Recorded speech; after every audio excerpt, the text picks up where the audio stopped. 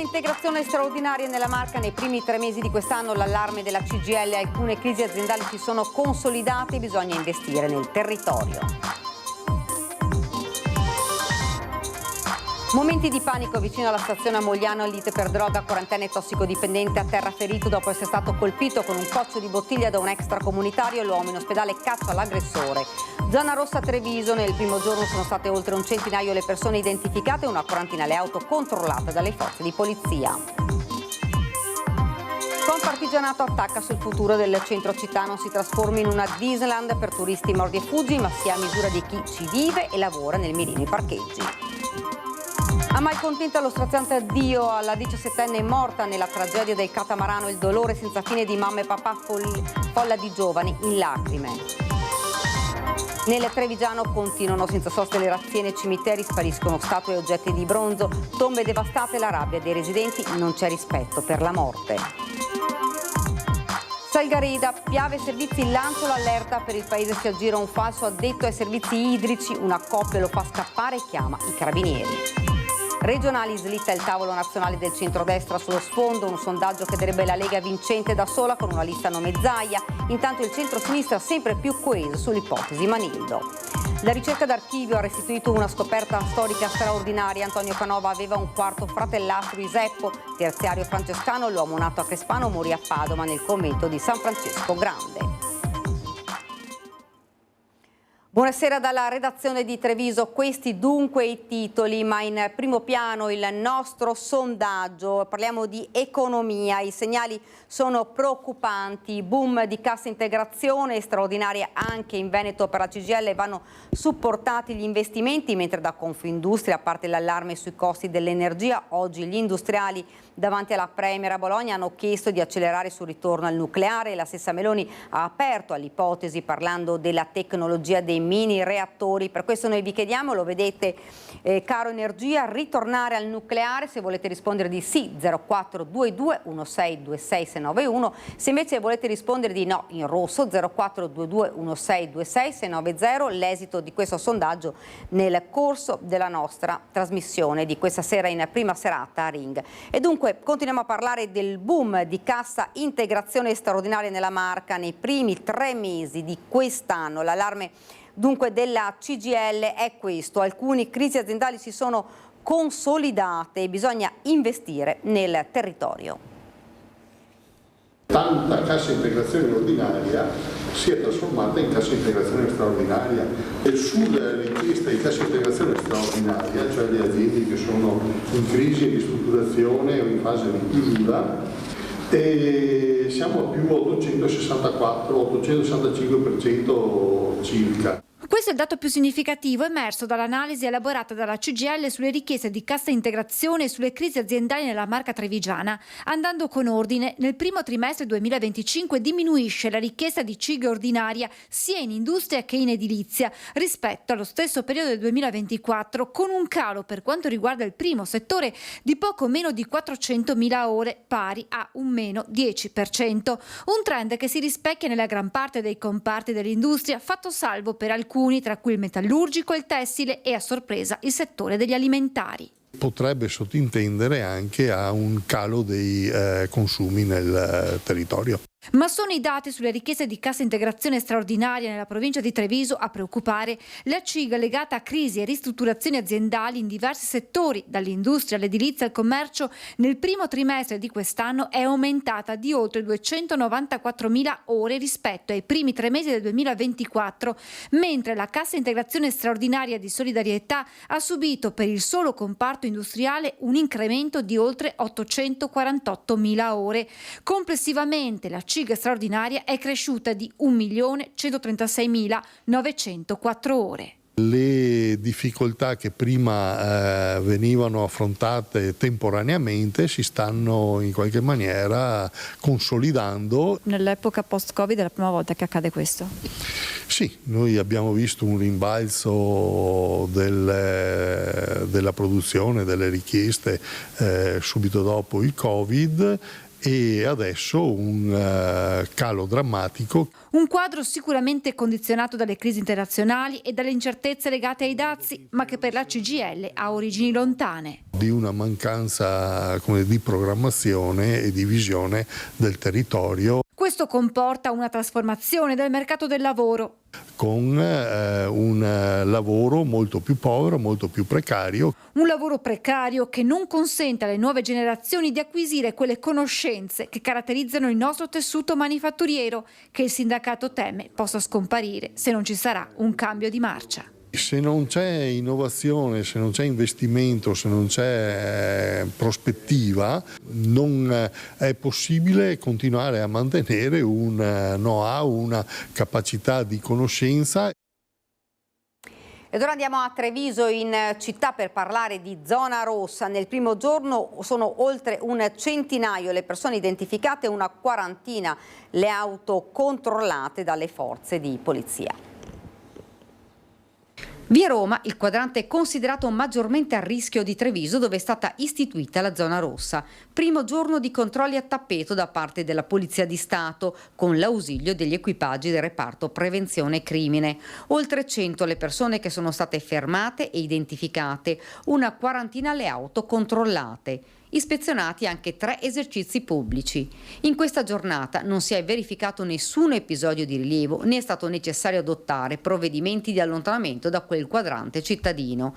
Si tratta di una sperimentazione che durerà 40 giorni. 1 chilometro quadrato di area intorno a Via Roma, zona stazione e quartieri limitrofi, dove negli ultimi tempi si sono registrati episodi di violenza. In più occasioni i residenti e commercianti avevano chiesto alle istituzioni un intervento sul fronte sicurezza.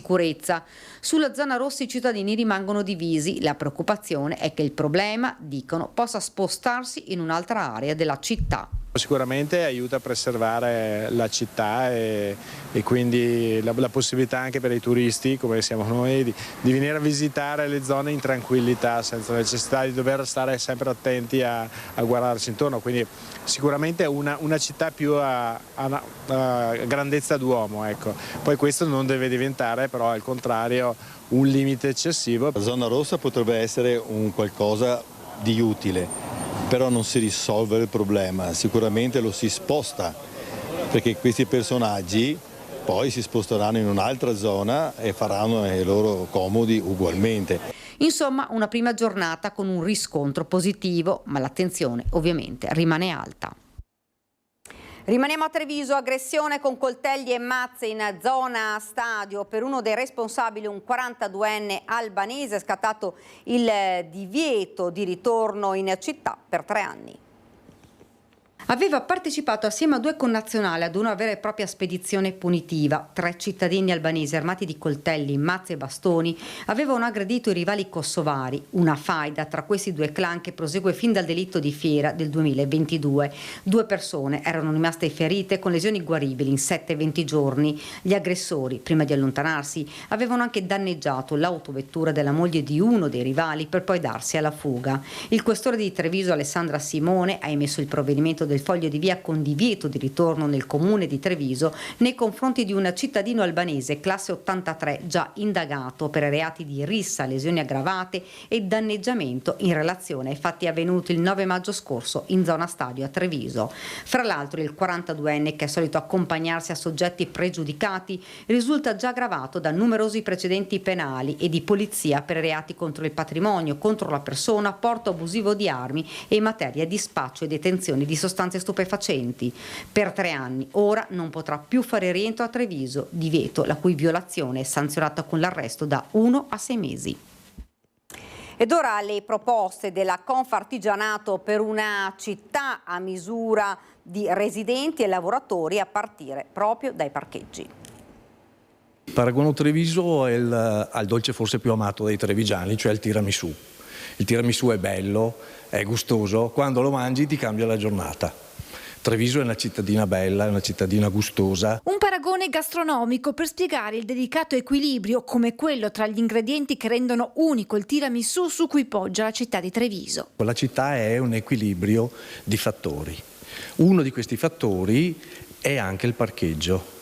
Il parcheggio è essenziale per chi vive la città, ma chi deve andare anche a lavorare in città. I parcheggi in centro sono un fattore determinante per il futuro cittadino. Senza un razionale piano degli stalli, sottolinea Confartigianato, si rischia di limitare l'accesso ai negozi, ma anche impedire l'attività degli artigiani chiamati a risolvere i problemi dei residenti. Se faccio fatica ad arrivare in quel posto, comincio a limitare quegli accessi. Non si tratta solo di aumentare le aree di sosta, chiariscono gli artigiani, ma di scegliere i luoghi strategici per collocare gli stalli che siano funzionali alla vita del centro storico. Parcheggi di servizio dedicati a chi arriva in città per effettuare interventi in casa o attività commerciali potrebbe essere un punto di partenza. Devi girare un bel po' e magari hai un'attrezzatura da portarti dietro, perché un conto è che vai con la valigetta, un conto è che vai a fare un lavoro dove ti serve un determinato tipo di attrezzatura. Noi diciamo intanto date un occhio di riguardo, magari ogni tanto riservate un posto, perché magari quel posto riservato al carico e scarico permette all'artigiano di arrivare nella prossimità del cliente. Città disegnate intorno ad un turismo mordi e fuggi piuttosto che guardando alle esigenze dei residenti e lavoratori è un rischio che per Romanello va scongiurato. La città senza abitanti secondo me non è più una città. Disney fa i parchi giochi, noi dobbiamo cercare di evitare e diciamo questo è un qualcosa che da parte dell'amministrazione sentiamo. Una città moderna si disegna a partire da un progetto complessivo che armonizzi i vari fattori in una visione d'insieme, spiegano dalla Confartigianato che in tal senso chiede al Comune l'istituzione di un tavolo permanente di confronto. Credo che oggi amministrare e pensare una città sia un lavoro che va fatto di squadra. Ed ora andiamo a Mogliano Veneto, dove ci sono stati momenti di panico vicino alla stazione. Una lite per droga, quarantenne tossicodipendente a terra ferito dopo essere stato colpito con un coccio di bottiglia da un extracomunitario. L'uomo in ospedale caccia all'aggressore. Ok, fatto tutto, sai? Il corpo a terra in una pozza di sangue, le urla di dolore intorno ai soccorritori. Sono circa le 17:30 in via Toti dal Monte, nei pressi della stazione di Mogliano. L'uomo, quarantenne tossicodipendente, è appena stato aggredito, colpito al collo con un coccio di bottiglia al culmine di una lite da un cittadino straniero, probabilmente nordafricano. A raccontare quei minuti drammatici una testimone. Subito dopo si sono aggrediti e uno dei due, che aveva appunto la bottiglia in mano, l'ha scaramentata sull'altro proprio a livello del collo e quindi gli ha provocato una ferita molto profonda e ha cominciato a letteralmente dissanguarsi, quindi il sangue usciva a fiocchi e niente, dopo hanno chiamato, insomma, l'hanno fatto sedere, hanno cercato di tamponare la ferita e poi hanno chiamato i soccorsi. Sul posto arrivano i sanitari del SUEM che soccorrono l'uomo, il racconto di un altro testimone. L'ho visto privo di sensi, si vedeva che respirava, gli hanno fatto il debito intervento là al momento e dopo un quarto d'ora, anche 20 minuti, l'ambulanza è ripartita. Il ferito è stato trasportato all'ospedale di Mestre, non sarebbe in pericolo di vita. Alla base dell'aggressione probabilmente motivi di droga. I carabinieri indagano per risalire al responsabile, fondamentali le immagini delle telecamere della zona. I due sono ben conosciuti da chi qui lavora e abita. Loro sono spesso lì e sono già successe diverse litigate, proprio la zona sotto la stazione vicino al supermercato. Sono sempre gli stessi individui e oggi è successo questo. Sotto shock chi ha assistito all'aggressione. Sono rimasta un po' sconvolta soprattutto per il sangue. Un episodio che riporta in primo piano il tema sicurezza nella zona della stazione di Mogliano. Sarebbe valutata secondo lei una zona rossa in quell'area? Io penso proprio di sì, cioè proprio la zona che parte dalla zona che collega del sottopasso sia all'ingresso di via Roma, la parte della stazione, sono zone veramente critiche. Bisognerebbe fare qualcosa. Ed ora ci spostiamo nel veneziano. Oltre 2000 persone hanno dato l'ultimo saluto questa mattina nella chiesa di Malcontenta ad Anna Chiti, la 17enne di origine trevigiana, morta nell'incidente sul catamarano. Tante le lettere strazianti lette dall'altare. Il papà: ero il suo supereroe, il dolore mi ha sconfitto. Un giorno mia figlia figlia Anna mi disse: sai papà, sei il mio supereroe, senza mantello, ma con il superpotere di essere mio papà, più forte del mondo. Ma adesso che il mio angelo non c'è più, quel supereroe è stato sconfitto da dolore al viso. Ma sono convinto che il tuo papà un giorno ritornerà da te, più forte di un supereroe, per stare insieme per tutta l'eternità.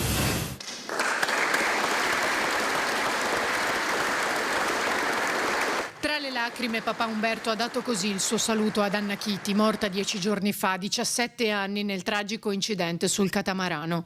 A salire sull'altare della chiesa di Malcontenta nel giorno del funerale è stato poi il turno di mamma Ludmila e prima di loro della gemella Giulia. Tu sei e sarai sempre parte di me. Non importa dove tu sei adesso, io ti porterò con me ovunque. Sarai il mio coraggio quando ho paura, la mia forza quando vorrò mollare e la mia luce quando tutto sarà buio. Mi mancherà quel tuo sorriso solare che portavi sempre con te e chi mi voleva dire: mamma, ti voglio bene. Prima dei familiari e della funzione anche amici e amiche hanno voluto dare il loro personale saluto ad Anna, una ragazza che tutti ricordano come solare, allegra, intraprendente, amante del mare. In chiesa e sul piazzale almeno 2000 persone, soprattutto giovani, amici di Anna. Sulla bara bianca calle blu a simboleggiare il colore del mare, rose bianche e girasoli. All'arrivo poco prima delle 10, oltre i familiari, i compagni dell'istituto nautico e la disperazione del padre tra le note di Ovunque Sarai di Irama. Ovunque sarò, in ogni gesto io ti cercherò. Se non ci sarai, io lo capirò. E nel silenzio io ti ascolterò. Poco prima gli uomini dell'Associazione Nazionale Marinai d'Italia hanno accolto la bara con il fischio del Nostromo che si riserva alle autorità di Stato e ai marinai venuti a mancare. In chiesa il sindaco Brugnaro che ha abbracciato commosso il papà di Anna, il presidente dell'autorità portuale di Blasio, il sindaco di Mira Dori e altri rappresentanti istituzionali. All'uscita tra le note di American Dream il lancio dei palloncini bianchi e azzurri, gli applausi e le lacrime della mamma distrutta che insieme al resto della famiglia ha accompagnato Anna verso il cimitero.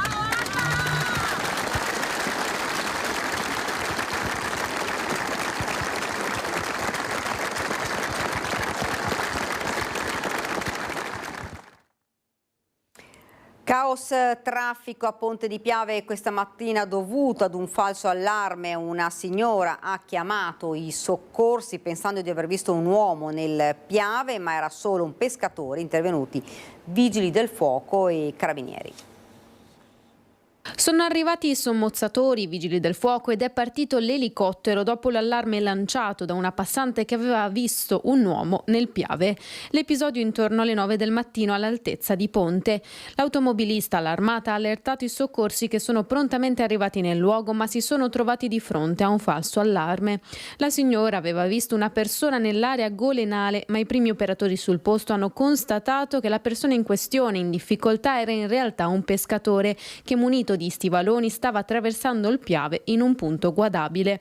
Sorpresa da parte dell'uomo che si è trovato circondato da forze dell'ordine. Rallentamenti al traffico lungo la Postumia all'altezza del ponte che hanno bloccato interamente il centro paese con code arrivate fino a Fagarè.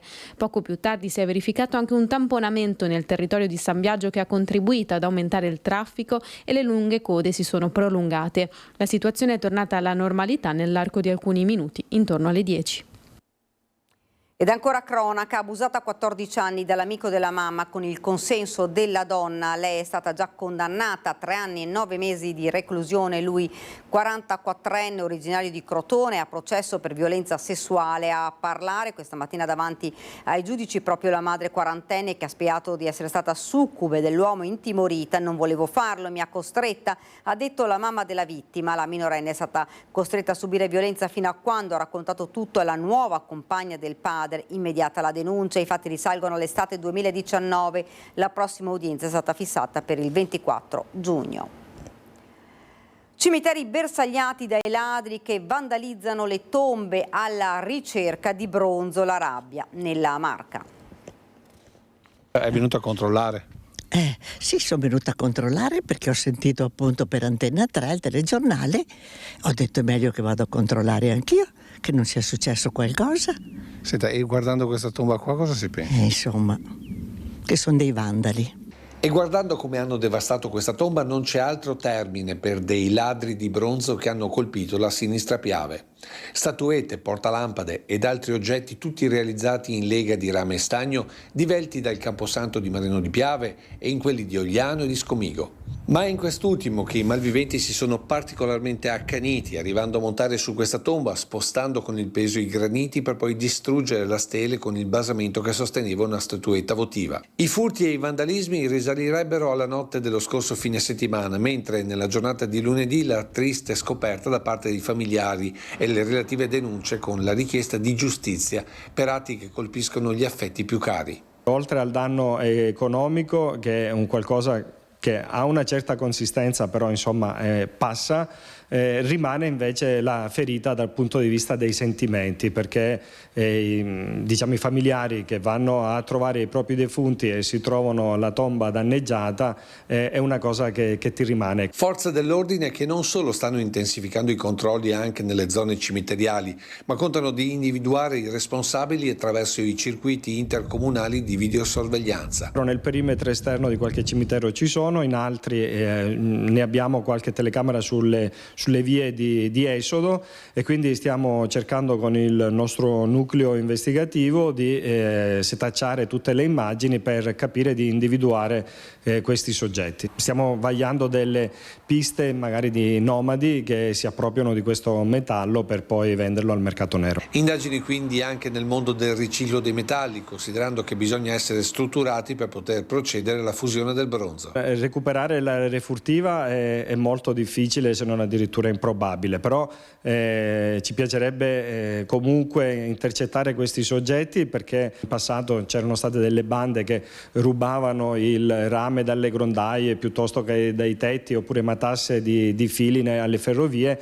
Comunque non aveva lo stesso effetto da un punto di vista, diciamo, sentimentale, del sentimento, quindi non toccava tanto la morale. Qua invece si entra proprio nell'intimo dei sentimenti di ogni persona.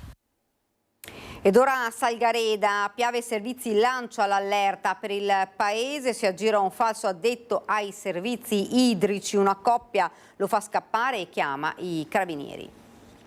Capelli castano scuro e abbigliamento simile a una divisa. Si è presentato così il giovane che si è finto un addetto del servizio idrico, entrato in azione intorno alle 9:30 del mattino in via Europa a Salgareda. Il ragazzo si è avvicinato a un'abitazione presentandosi come un tecnico dell'acquedotto e sostenendo di dover sostituire il contatore dell'acqua. Una volta ottenuto l'accesso al giardino si sarebbe recato verso l'entrata della casa. Il suo arrivo a piedi, però senza alcun mezzo, con le insegne aziendali di Piave Servizi, ha allertato la padrona di casa, che ha subito chiamato il marito in quel momento dentro l'abitazione.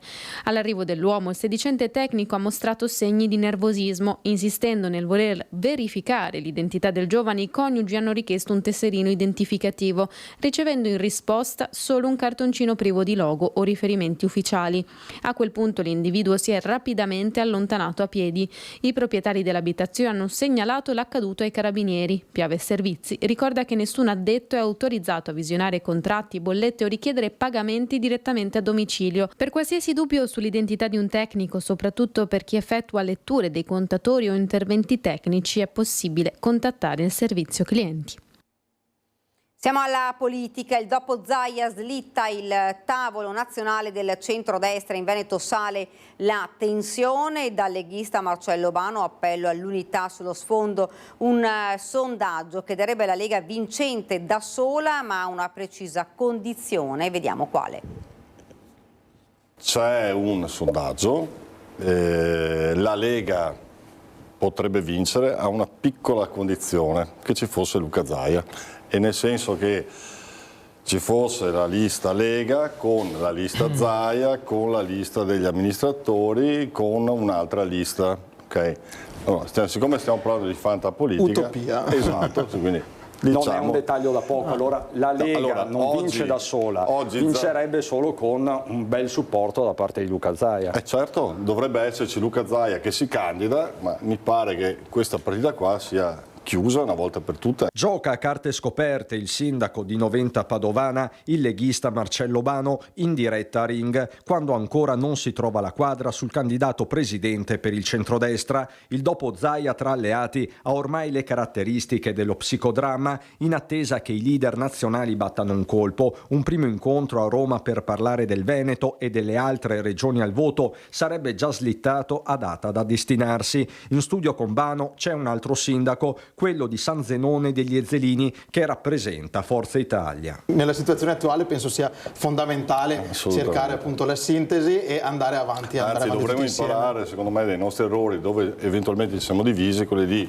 incominciare subito, a prescindere dai risultati, a ricompattare il centrodestra. Questo l'obiettivo dichiarato, nonostante le fibrillazioni siano di fatto quotidiane, con il forzista Flavio Tosi tornato ad attaccare la giunta Zaia sulla sanità. Tutto questo mentre il tempo scorre. Da Bano un invito. Non sottovalutiamo l'importanza del candidato, anche perché qua abbiamo un'eredità molto pesante che è quella di Luca Zaia.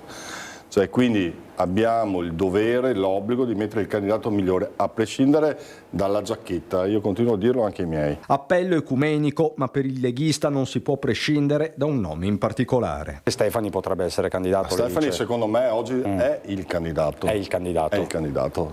Allora, per quanto mi riguarda, oggi Alberto è il candidato. Ed ancora politica, già al lavoro, Fiorella Ravagnolo, primo sindaco donna a Borso del Grappa. Chi è stato il primo a fare le congratulazioni? I miei figli. È contenta di questo? Sì, sono stati i miei pilastri e una persona che ho nel cuore. C'è l'emozione del primo giorno per Fiorella Ravagnolo, la calla bianca sulla scrivania, telefonate e messaggi continui. La prima donna sindaco di Borso del Grappa, già dal primo mattino è al lavoro nel suo ufficio in municipio. Sento alle mie spalle la grande responsabilità che mi sono assunta, però già stamattina il primo incontro l'ho avuto con i miei dipendenti e abbiamo messo in chiaro che io voglio il sostegno da parte loro, il loro lavoro preciso, trasparente e anche sempre responsabile. Sono stati 1376 gli elettori che l'hanno scelta, superando così di oltre 200 preferenze la sfidante che guidava una lista trazione Lega Fratelli d'Italia, Lisa Celotto. Un grazie al lavoro della sua squadra, Fiorella Ravagnolo con la sua lista civica ha già avviato una prima analisi del voto che la porterà alla definizione della giunta. Nel frattempo sul suo tavolo ci sono già i primi progetti a partire dalla sistemazione di Piazza Marconi. Prima possibile risistemeremo Piazza Marconi, che era anche un punto del mio programma, perché la sicurezza è prima di tutto per le nostre persone, per i miei cittadini. Ho parlato con la polizia locale, anche con l'installazione di nuove videocamere per avere anche una sicurezza del nostro territorio. Ed ora ci fermiamo un attimo, c'è la pubblicità.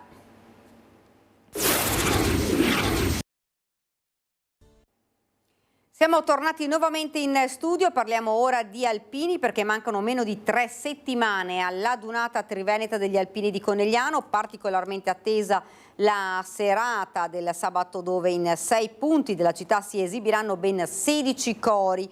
4 di questi saranno protagonisti venerdì prossimo a Vittorio Veneto per un evento presentato questa mattina in municipio.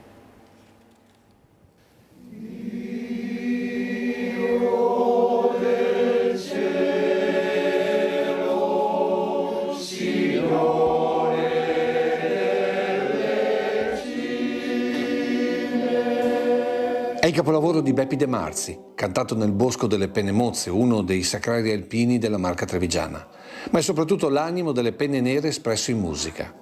Ed è solo un esempio di quanto i cori alpini entrino nel cuore di chi li ascolta, con quel carico di emozioni fatto di vite vissute, tutte accomunate da quel cappello e dalle montagne.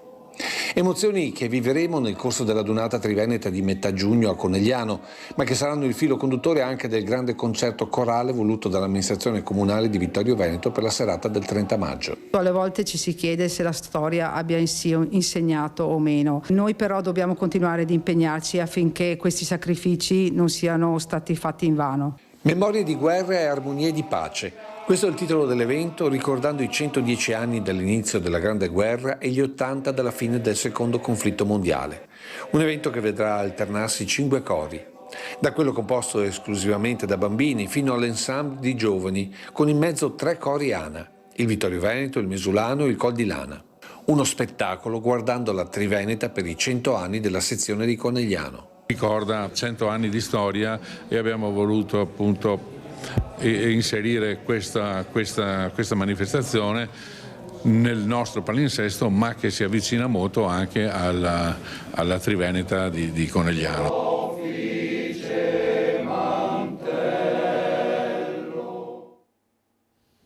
La ricerca d'archivio ha restituito una scoperta storica straordinaria. Antonio Canova aveva un quarto fratellastro, Iseppo, terziario francescano. L'uomo nato a Crespano morì a Padova nel convento di San Francesco Grande. AD 3 settembre 1763, Iseppo, figlio di Francesco Sartori, e Angela, figlia di Giovanni Zardo, nato ieri sera. Ecco il documento che restituisce da antiche carte, grazie a una ricerca certosina dello studioso di archivistica Federico Piscopo, la certezza dell'esistenza di un quarto fratellastro, il primogenito per discendenza, per il celebre scultore Antonio Canova. Iseppo, poi Fra Giuseppe, nato a Crespano nel 1763 e morto a Padova di febbre maligna nel convento di San Francesco Grande nel 1797, era il primogenito di Francesco Sartori e di Angela, la madre di Antonio Canova, rimasta vedova. Un legame che non si è mai dissolto, quello tra lo scultore e la mamma Angela, nonostante dopo la morte del padre fosse cresciuto con il nonno, testimoniato dall'affetto verso le sorellastre Elisabetta e Maria e del ben noto abate Giovanni Battista Sartori, di cui lo scultore sostenne gli studi accogliendolo nella casa romana. Dell'abate Sartori ricorrono nel 2025 i 250 anni dalla nascita, che saranno celebrati in una mostra che sarà ospitata a Palazzo Reale di Crespano di Pieve del Grappa il prossimo autunno.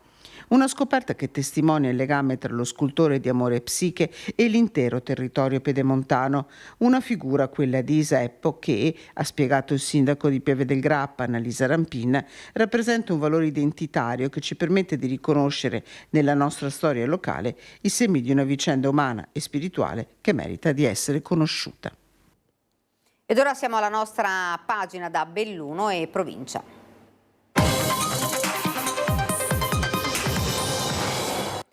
La politica in primo piano, le turbolenze nella giunta di Palazzo Rosso dopo le recenti polemiche, sembra vicino un rimpasto.